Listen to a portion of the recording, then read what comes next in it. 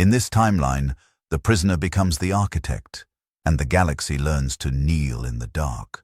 Mortis was supposed to be eternal, a realm outside time, a prison without doors, a cage woven from the Force itself. For 3 years, Dracula sat motionless in its center, wrapped in chains of living light. The Jedi believed him contained. The Sith believed him forgotten. The Force believed him defeated. All three were wrong, because Dracula was not trapped, he was studying. Inside Mortis, time does not flow, it pools. Past and future exist simultaneously. Cause and effect blur into a single moment stretched across infinity. Dracula learned to read it. He watched the rise and fall of civilizations in a single breath. He saw the birth of the Jedi Order and its eventual collapse. He witnessed the Sith Empire's golden age and its transformation into shadow. And he learned the pattern. Every empire in this galaxy was built on the same foundation: control of the Force. The Jedi controlled it through discipline. The Sith controlled it through passion. But Dracula had learned something neither understood. The Force could be inherited. He speaks into the void. His voice does not echo, it spreads. I do not need to escape this prison. I only need to extend beyond it. The chains tighten. The Force pushes back. But Dracula does not pull against them. He bleeds through them, drop by drop, thread by thread. His essence, red, patient, hungry, seeps through the cracks in Mortis, into the spaces between stars. And in those spaces, it finds flesh.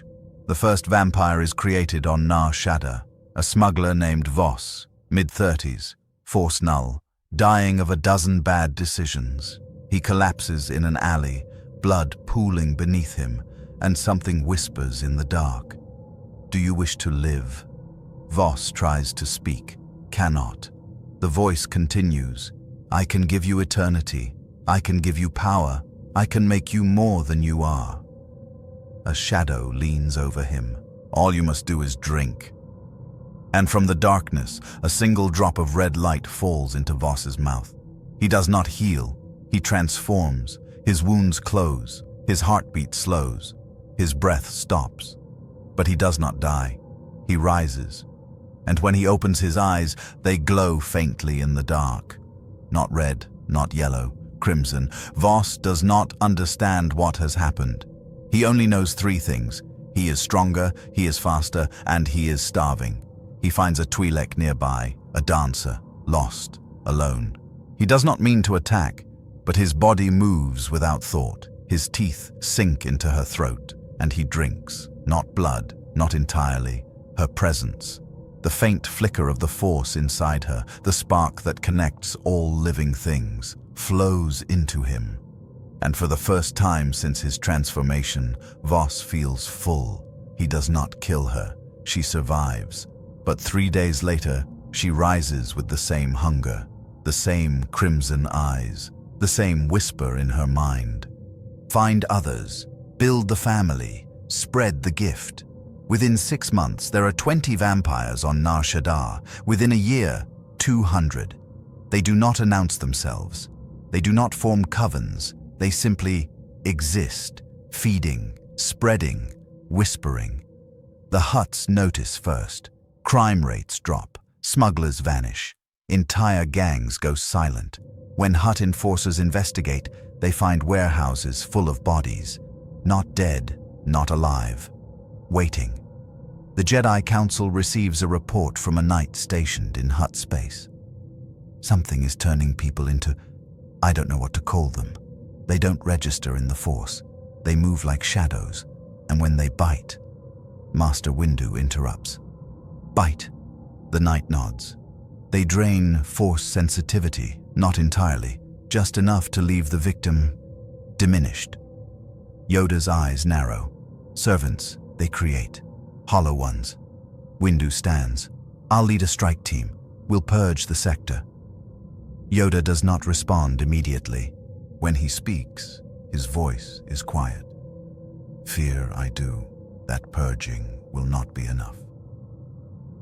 The strike team arrives on Nar Shaddaa 2 weeks later. 6 Jedi, 15 clone troopers, full tactical support. They sweep the lower levels, lightsabers ignited, scanning for life signs. They find nothing, not because the vampires are hiding, because they are hunting. The first Jedi dies in silence. One moment she is walking point, saber raised. The next, something yanks her into the shadows. Her saber clatters to the ground, still lit. The others rush forward. They find her body 30 seconds later, throat torn, eyes open, still breathing. But when Master Windu touches her with the Force, he feels nothing. She has been emptied. The second Jedi dies fighting. He sees the creature, pale, fast, eyes glowing, and strikes. His blade passes through it, not because he missed, because it moved, not with speed, with displacement. It flickers, shifts, exists in 2 places at once. And when it strikes back, it does not use a weapon, it simply touches him, and the Force inside him drains. Master Windu ignites both sabers. He does not wait for the creatures to attack. He moves, Form 7, Vapad, controlled aggression channeled through the Force. He cuts through 3 vampires in as many seconds. They collapse, bisected, smoking, but they do not die. Their bodies reform, flesh knitting, bones snapping back into place, and they stand again. Windu stares. "What are you?" One of them smiles and speaks in a voice that is not its own. "We are the gift. We are the hunger. We are what comes after the Jedi." Windu recognizes the accent, European, ancient, impossible. "Dracula," the vampire bows. He sends his regards. Windu and the surviving Jedi retreat. They barely make it off-world. When they report back to the Council, the chamber is silent. Yoda closes his eyes. Escaped, he has not. Extended, he has. "Then we go to Mortis," Windu says flatly. "We end him at the source." "Cannot end him, we cannot," Yoda replies. "For he is not there, he is everywhere." Master Plo Koon leans forward. "Then what do we do?" Yoda does not answer, because for the first time in 800 years, he does not know. The Sith, meanwhile, are fascinated. Darth Sidious watches the reports from his hidden observatory on Coruscant. Vampires, unkillable, self-replicating, draining Force sensitivity. He sees the potential immediately. "Imagine," he murmurs to his apprentice, "an army that cannot die, that spreads through touch, that turns Jedi into hollow shells." His apprentice, still masked, still learning, speaks carefully. "Master, if these creatures drain the Force, could they not drain us as well?" Sidious smiles. "Only if we allow them close enough." He stands. "Send word to the Night Brothers. Tell them to capture one of these creatures, alive. I wish to study it." The Night Brothers succeed. They capture a lone vampire on Dathomir, a former colonist, newly turned, still confused. They bring it to Sidious in chains of Beskar and cortosis. The vampire does not struggle. It simply waits. Sidious circles it, hands clasped behind his back. "What are you?" The vampire smiles and speaks in Dracula's voice. "I am a door. You may walk through me if you dare." Sidious's eyes narrow. "You wish to bargain. I wish to offer partnership. You desire control of the galaxy. I desire sustenance. Our goals are not incompatible. And if I refuse, then I will spread regardless, and when your empire is hollow, I will wear it like a crown." Silence. Then Sidious laughs. "You are bold, creature, but you misunderstand the nature of power." He raises a hand. Force lightning erupts, blue, crackling, searing. It strikes the vampire. The chains glow red hot. The vampire screams, but it does not burn.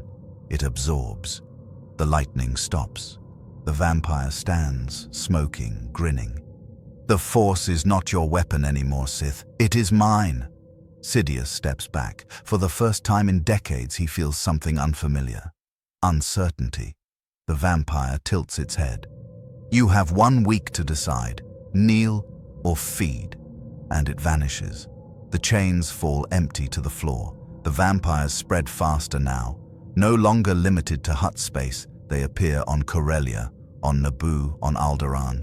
They do not attack openly. They do not declare war. They simply convert. 1 bite, 1 feeding, 1 whisper, and the victim becomes a servant. Not immediately, not obviously, but over days, over weeks, they change. Their connection to the Force dims, their loyalty shifts. And when the transformation is complete, they hear the voice, Dracula's voice. You are mine now. You are the future. You are the empire that will never fall. The Jedi attempt quarantine protocols. They lock down entire sectors. They scan every passenger. They hunt every rumor. But the vampires do not travel by ship. They travel through shadow, through the spaces between hyperspace lanes, through the cracks in reality itself. Because they are not just infected, they are connected. Every vampire is a node in a vast network, stretching across the galaxy, anchored to a single point. Dracula, still imprisoned in Mortis, still bleeding his essence into the void. On Coruscant, the Jedi Temple begins to feel it. Younglings wake screaming from nightmares of crimson eyes. Padawans meditate and feel hunger. Even masters begin to doubt. Master Shaak Ti speaks quietly to Yoda. I felt it this morning, during meditation, a pull. Not toward the dark side, toward emptiness. Yoda nods slowly. The wound spreads, not through corruption, through absence. Can we stop it? Yoda does not answer. The Senate panics. Entire systems report vanishings. Entire colonies go silent. Senator Amidala demands action. The Jedi must do something. The Republic must... Chancellor Palpatine raises a hand. The Jedi are investigating, but I believe this threat requires a more decisive approach. He smiles. I am proposing the formation of a special task force, military, autonomous, authorized to use any means necessary to eliminate this contagion. The Senate erupts in debate, but Palpatine is not listening. He is watching the shadows at the edge of the chamber, and he sees them move. Dracula does not build his empire with armies. He builds it with inevitability. Every person drained becomes a vector. Every vector creates more. Every node strengthens the network. Within 2 years, there are 50,000 vampires. Within 5 years, 500,000. They do not rule openly. They do not need to. They simply exist. In the shadows, in the margins, in the spaces between laws, feeding, converting, spreading.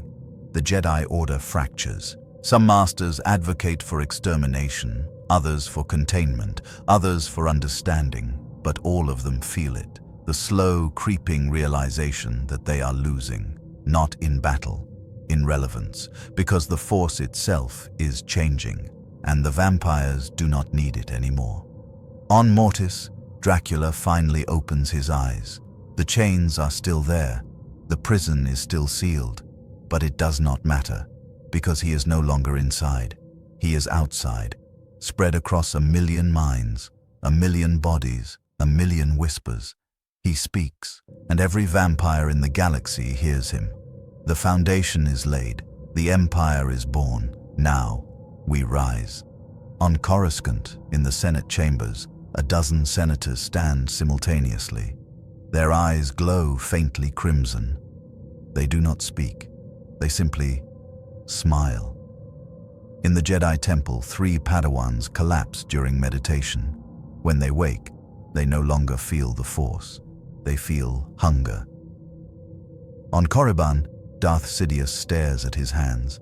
They are trembling. Not with fear, with anticipation. Because he has made his choice. He will not fight the vampires, he will join them. And when he does, he will not kneel. He will rule. In the ruins of Dathomir, Merrin kneels alone. She is the last Night Sister, the last guardian, the last witness. She whispers into the void. I tried to kill you. I tried to trap you. I tried to stop you. She looks up at the stars, and you did not even notice. She closes her eyes. You were never the enemy. You were the lesson. Her voice drops to a whisper, and the galaxy failed. Across the galaxy, the vampires rise, not in rebellion, not in conquest, in ascension. They do not declare themselves rulers. They simply are. The Jedi fade into myth. The Sith become obsolete. The Republic crumbles into memory. And in the darkness, a new order takes root, not built on light or dark, but on hunger, on eternity, on blood. Dracula does not gloat. He does not celebrate. He simply watches as his empire spreads, patient and inevitable, across every world, every system, every shadow. And he smiles. Empires rise, empires fall, but hunger. His voice echoes across 1,000,000 minds. Hunger is eternal. But in the unknown regions, something stirs. An ancient race, older than the Republic, older than the Sith, watches the red tide spread. They have seen this before, in another galaxy, in another time, and they know how it ends. One of them speaks in a language that predates Basic. The Eater has returned, not in flesh, in pattern. Another nods. Then we must do what we did before. And what is that? Silence. Then, we must burn the garden to save the seed. They turn toward the galaxy, and they begin to move. But this was not the final empire, because in the space beyond Mortis, something ancient has been watching Dracula's ascension, and it has learned to hunger too. Next, what if the Celestials woke to stop Dracula's empire?